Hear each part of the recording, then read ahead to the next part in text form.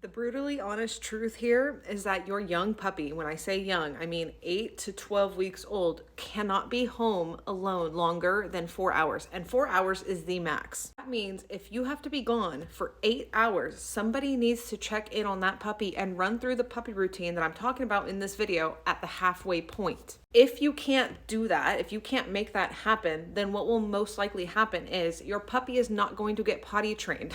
Because you have to physically put them where you want them to go potty. They don't just know.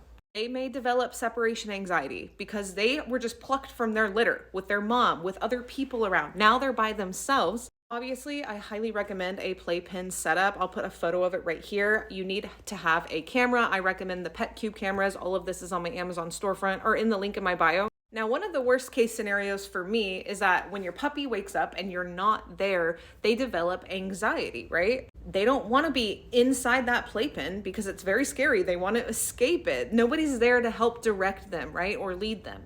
Worst case scenario, they're in the crate that you didn't train them to be in the crate for long periods of time, and they are getting extreme anxiety. Imagine how it feels to not know what's going on and you're locked inside a small box. You're furthering your potty training. You're furthering your crate training. I mean, like, you're not going to be able to do those things properly. We're raising a dog that may be afraid or not know how to do these things. How can we help that? Get a friend or family member, somebody you trust, maybe even somebody on Rover for the first like three and a half, 4 months of that puppy's life to check in on a halfway point and run through this puppy routine. And you will know if your puppy's developing separation anxiety because you have a PetCube camera watching them and they are tearing up their playpen area or tearing up things when you're not home. And the worst is when they start to tear up the pee pad or the fresh patch when you're not home and then they potty somewhere else. I mean, it's all ruining the training that you're working so hard on.